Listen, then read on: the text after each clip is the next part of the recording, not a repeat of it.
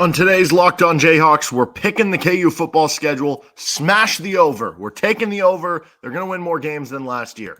You are Locked On Jayhawks, your daily podcast on the Kansas Jayhawks, part of the Locked On Podcast Network, your team every day.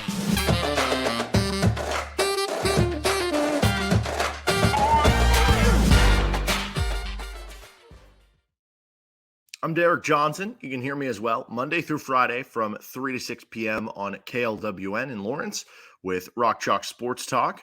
We're going to be doing a live show out of Big Mill ahead of the first KU football game on a Friday. So come on by. We're looking forward to that. Thanks for making Locked On Jayhawks your first listen every day. We are free and available wherever you get any of your podcasts. You can also find us on our YouTube page where you can like and subscribe to the show. You can check out everything on the new Locked On website for not just Jayhawks, Big 12, across the country, any school or professional team that you're looking for. And thank you to all the everydayers out there tuning in to each and every show. Today's episode, we're going through the schedule, picking game by game for KU football. I'm going to spoil this right now. We're going with the over. They're winning more games this year than they won last year. That's what we're going to project for this year's team. Before we get into the action, though, today's episode of the show is brought to you by LinkedIn Jobs. These days, every new potential hire can feel like a high-stakes wager for your small business. That's why LinkedIn Jobs helps you find the right people for your team faster and for free. Post your job for free at linkedin.com/lockedoncollege. Terms and conditions apply. All right, so we're going to be going through the schedule today, picking everything here. Before we get into the week-to-week pick, here just in general is why. Because I think sometimes when you do the week-by-week pick, it can be either overly optimistic or overly pessimistic, depending who you're looking at. Like, you look at some of the best teams in the country. When you're doing the week-to-week schedule, a lot of times it's easier to come out with those teams being 11-1 or 12-0 because it's like, well, every game they're the better team. So if you're picking it week to week, you don't know going in before the season which week they're going to have an injury or this player's going to be out or they're banged up here or, have the scheme. You're just going to pick the better team. So it's easier to have those teams be better. Then it's easier to have the teams who are more middling or the lower teams have worse records than they probably will end up having because you're not going to pick them as often to get an upset win here or there. So I think when I just look at it generally, like let's remove the schedule, which we will get to that weekend and week out thing. The reason I feel best about taking the over on KU football, you can go to FanDuel right now. You can get the over under at 6 wins for KU football. Now, if you can get an alt line on it, I would actually rather bet it at over 6.5. And I'll get to that in a second here. I think you just get better odds. But it's something where you just put a blanket statement and say KU won 6 games last year. And to be clear, if you're doing the over-under win totals, it is only regular season. So they'd have to win 7 regular season games. Now, if you do bet the over-under at 6, if they hit 6 exactly, it does at least give you coverage where you get your money back. So that would be one advantage of betting with 6. You just won't get as good of odds. But if you say last year they won 6 games, then you say you are bringing back 10 of 11 starters on the offensive side of the ball, in which you were the second best offense in the Big 12 by points per game. You were first in yards per play. You were first in passing yards per play. You were first in rushing yards per play. The only reason you were probably second in points per game last year in the Big 12 is because you were a bit of a slower tempoed team. You were 9th in the country in ESPN SP Plus in offensive efficiency. And you were running low 60s plays per game. Meanwhile, like Texas Tech and OU were running 80 or 90 plays per game, right? It's just you're going to end up with less points per game. But you were number 1 in ESPN SP Plus in returning production coming into this season on offense. So your offense was really good. You bring a lot of people back. Okay, offense should be at least as good as it was last year, at least in the same range. Maybe there are a few things that don't go your way as well this year, but there are other things that could be better this year for the offense. And then you look at the defensive side. Yeah, you're losing a lot on the defensive line. You lose all 4 of your starters on the defensive line. Jeremy Robinson, though, has started in the past, and he was playing the same amount of snaps as Malcolm Lee, who was technically in front of him as the starter.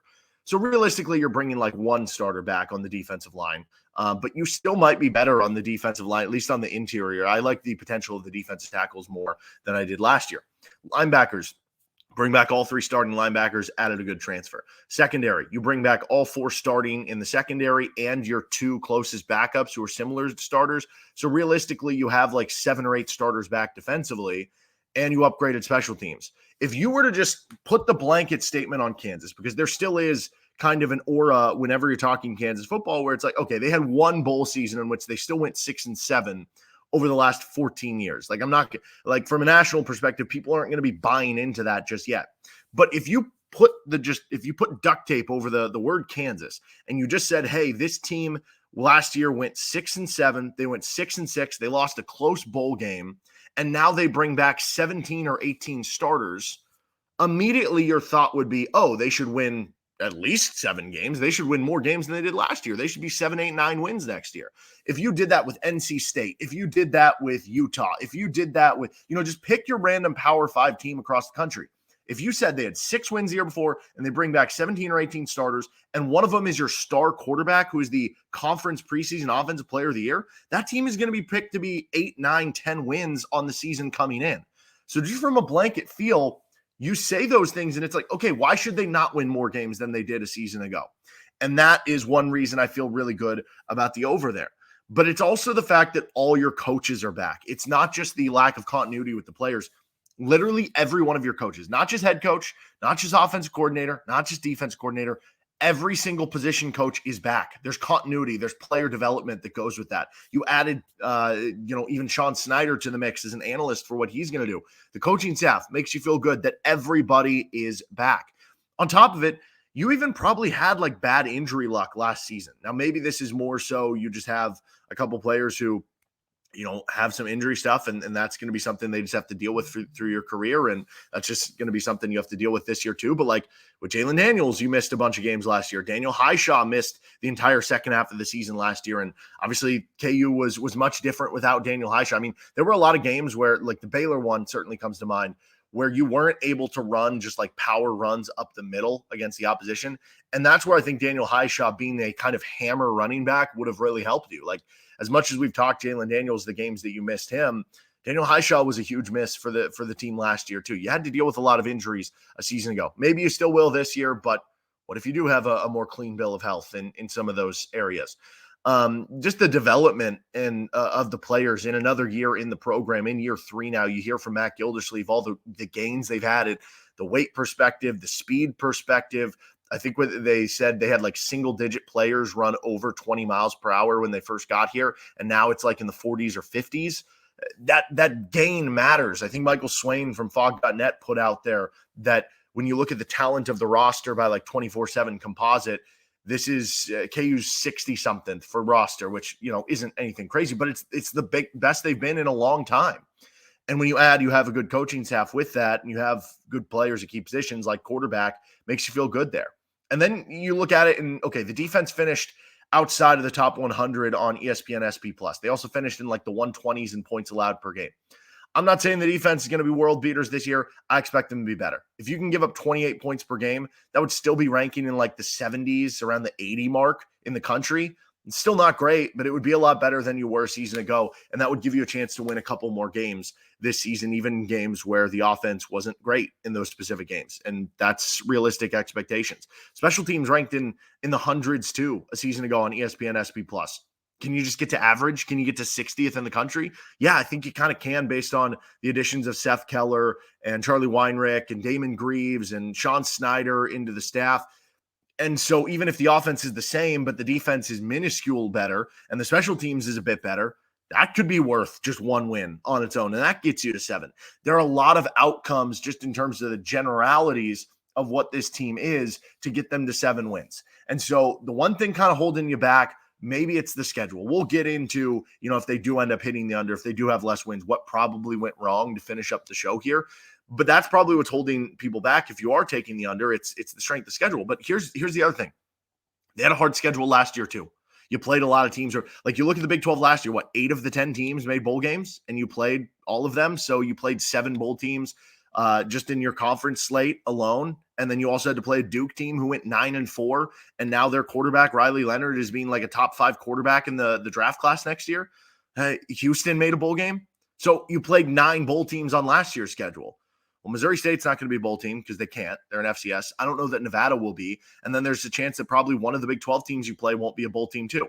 okay, realistically, you played 9 bowl teams last year. You might play 9 bowl teams this year too. Like the schedule could be actually similar to where it was last year when you won 6 games. And now you have all those things going your way, which is why I think this team, I will smash the over. And I think they end up with more wins than they did last year. Let's go pick by pick, week by week, though, of how that's going to happen coming up in just a moment. First, though, this episode of Locked On Jayhawks is brought to you by LinkedIn Jobs. These days, every new potential hire can feel like a high-stakes wager for your small business. You want to be 100% certain that you have access to the best qualified candidates available, which is why you have to check out LinkedIn Jobs.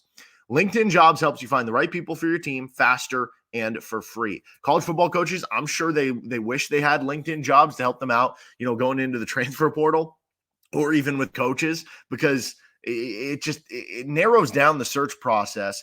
And for somebody who uses LinkedIn, you already have your resume like preloaded. It makes it a lot easier when you're applying for jobs on there because you're able to just, quickly kind of go through things, which means if it's easier to apply for the applicants, you're going to get more applicants.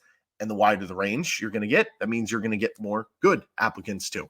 Add your job with the purple hashtag hiring frame to your LinkedIn profile to spread the word you're hiring. They have simple tools like screening questions, make it easy to focus on candidates with just the right skills and experience so you can quickly prioritize who you'd like to interview and hire. You want to add that right team member headed into the rest of the year to finish strong and then really set you up well for the start of 2024. Small businesses rate LinkedIn Jobs #1 in delivering quality hires versus leading competitors. LinkedIn Jobs helps you find the qualified candidates you want to talk to faster. Post your job for free at linkedin.com/lockedoncollege. That's linkedin.com/lockedoncollege. Post your job for free. Terms and conditions apply.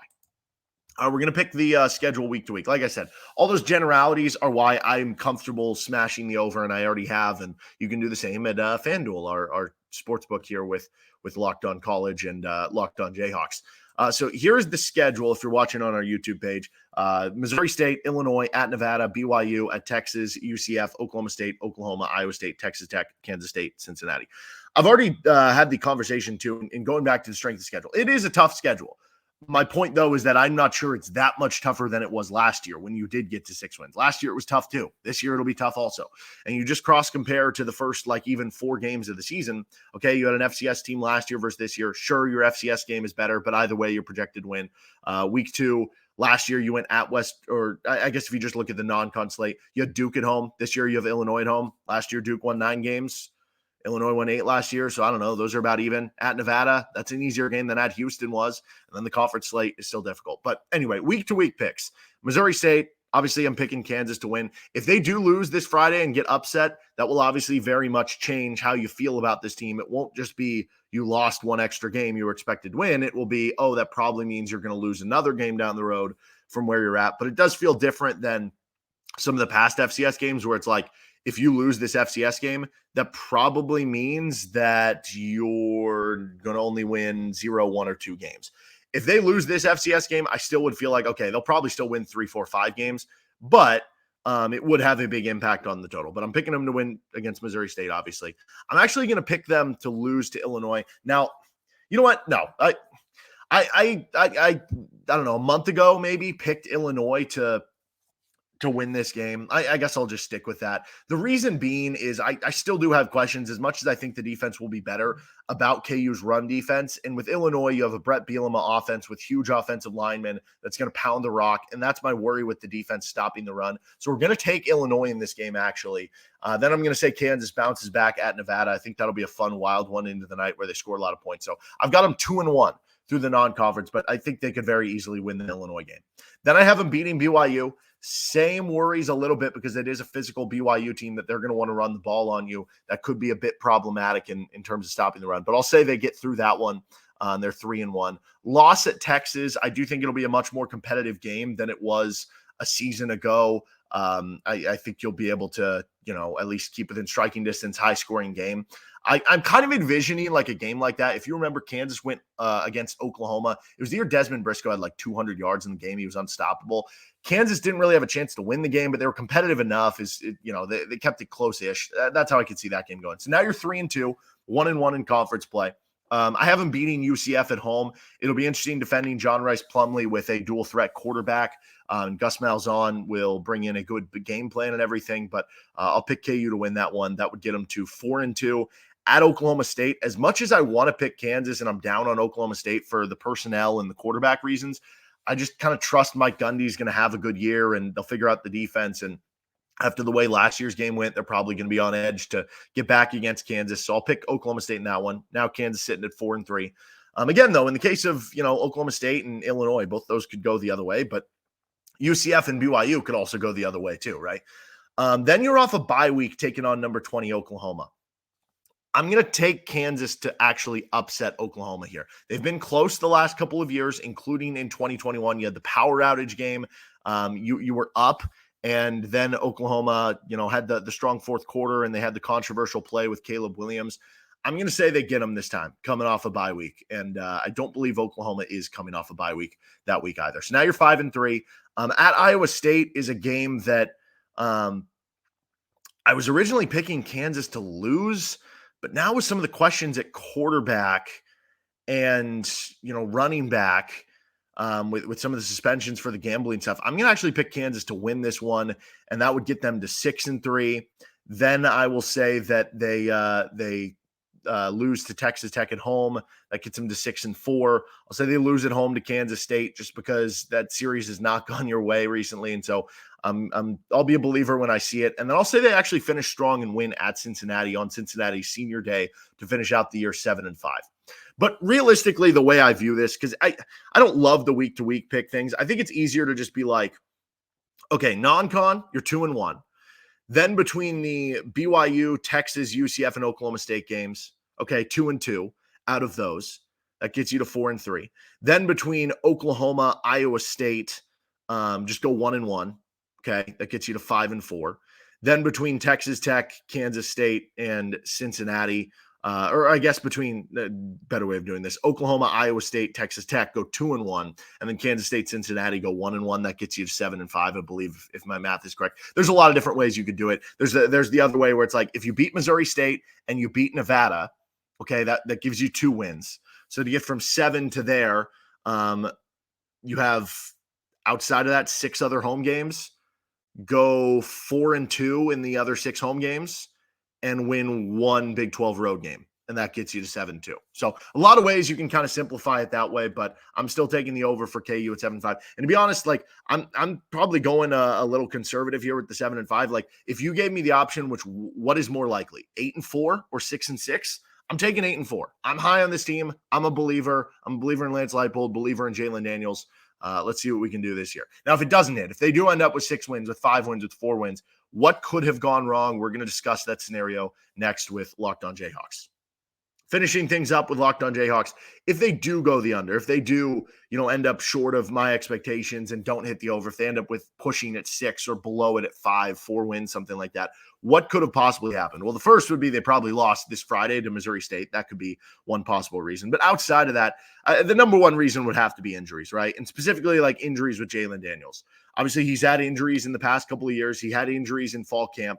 If he has injuries through this season, that can very much derail. You feel good about Jason Bean, what he can bring to the table, but maybe Jason Bean can get you back to a bowl game.